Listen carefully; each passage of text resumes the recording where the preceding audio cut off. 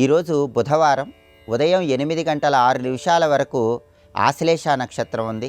ఆశ్లేష నక్షత్రానికి అధిపతి బుధుడు, బుధవారానికి అధిపతి బుధుడు, ఆశ్లేష నక్షత్రానికి అధిపతి బుధుడు. ఈ సందర్భంగా బుధుడి బలాన్ని పెంపొందింపజేసుకొని విద్యా ఉద్యోగ వ్యాపార రంగాల్లో విశేషంగా రాణించటానికి ఎలాంటి ముఖ్యమైన విధి విధానాలు పాటించాలో నేటి శుభం లాభం అనే శీర్షికన పరిశీలిద్దాం. ప్రధానంగా బుధుడి బలాన్ని పెంపొందింపజేసుకున్నట్లయితే విద్యా ఉద్యోగ వ్యాపార రంగాల్లో అద్భుతమైన విజయాలు సిద్ధింపజేసుకోవచ్చు. బుధుడికి అధిష్టాన దైవం గణపతి కాబట్టి ఈరోజు గణపతిని ప్రత్యేకంగా పూజించాలి. గణపతి దగ్గర కొబ్బరి నూనె దీపం వెలిగించి గణపతికి గరికపోచల మాలిక సమర్పించాలి. గరికపోచలతో గణపతిని పూజించి బెల్లం ముక్క గణపతికి నైవేద్యంగా సమర్పించి గణపతి పూజకు వినియోగించిన గరికపోచలు దగ్గర ఉంచుకొని కార్యనిమిత్తమై బయటికి వెళ్ళాలి. ఇలా చేస్తే బుధుడు తొందరగా యోగిస్తాడు, వృత్తిపరంగా మంచి పురోభివృద్ధిని సాధించవచ్చు. అలాగే ఈరోజు గృహంలో స్నానం చేసిన తర్వాత బుధ దీపాన్ని వెలిగించడం ద్వారా బుధుడు విశేషంగా యోగిస్తాడు.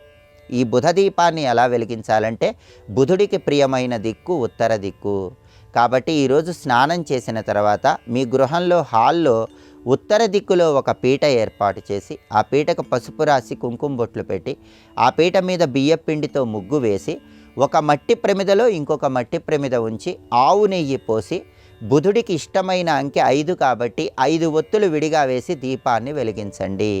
ఇలా ఉత్తర దిక్కులో హాల్లో వెలిగించే దీపాన్ని బుధ దీపం అంటారు. ఆశ్లేష నక్షత్రంతో కూడిన బుధవారం సందర్భంగా గృహంలో ఉత్తర దిక్కులో ఈ బుధ దీపాన్ని వెలిగించడం ద్వారా జాతకంలో ఉన్న బుధగ్రహ దోషాలన్నీ తొలగిపోతాయి. రాశిపరంగా కూడా బుధుడు విశేషంగా యోగిస్తాడు. అలాగే ఈరోజు మధ్యాహ్నం 1 గంట నుంచి 2 గంటల మధ్య ప్రాంతంలో బుధ హోర ఉన్న సమయంలో నానబెట్టినటువంటి పెసలు గోమాతకు ఆహారంగా తినిపించండి. లేదా ఈ బుధహోర ఉన్న సమయంలో 1.25 కేజీ పెసలు ఆకుపచ్చ రంగు వస్త్రంలో మూటగట్టి దేవాలయ ప్రాంగణంలో ఎవరికైనా దానం ఇవ్వండి. దీనివల్ల బుధుడి బలం విశేషంగా పెరిగి విద్యా ఉద్యోగ వ్యాపార రంగాల్లో అద్భుతమైన విజయాలు సిద్ధింపజేసుకోవచ్చు. ఈరోజు మహాగణపతి ఆలయ దర్శనం విశేషమైన శుభ ఫలితాలను కలిగిస్తుంది. మహాగణపతి ఆలయానికి వెళ్ళి గరికపోచలతో అర్చన చేయించుకోవటం, గణపతి ఆలయ ప్రాంగణంలో కొబ్బరి నూనె పోసి 5 ఒత్తుల దీపాన్ని వెలిగించటం, గణపతి ఆలయంలో 5 ప్రదక్షిణలు చేయటం, ఆలయ ప్రాంగణంలో సంకటనాశక గణేష స్తోత్రాన్ని పఠించడం ద్వారా బుధుడి బలం విశేషంగా పెరిగి సమస్త శుభాలను సిద్ధింపజేసుకోవచ్చు. అలాగే గణపతికి సంబంధించిన షడక్షర మంత్రాన్ని ఈరోజు పఠించి కార్యనిమిత్తమై వెళ్ళినట్లయితే కష్టసాధ్యమైన పనుల్లో కూడా విజయాలు సిద్ధింపజేసుకోవచ్చు. వక్రతుండాయ హుం, దీన్ని గణపతి షడక్షర మంత్రం అంటారు.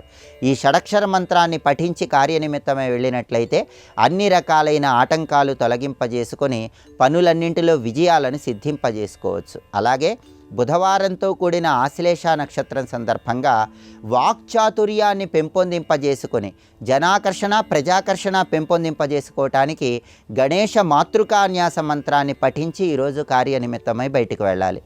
ఆ గణేష మాతృకాన్యాస మంత్రం ఏంటంటే గాం గీం గూం గైం గౌం గహ. ఈ మాతృకాన్యాస మంత్రాన్ని పఠించి బయటికి వెళ్ళినట్లయితే వారాధిపతి నక్షత్రాధిపతి అయినటువంటి బుధుడి సంపూర్ణమైన అనుగ్రహం కలిగి విద్యా ఉద్యోగ వ్యాపార రంగాల్లో జనాకర్షణ ప్రజాకర్షణ పెంపొందింపజేసుకొని సమస్త శుభాలను సిద్ధింపజేసుకోవచ్చు. అలాగే ప్రతి గ్రహానికి అంతరిక్ష అధిదేవతలు ఉంటారని జ్యోతిష శాస్త్రంలో చెప్పారు.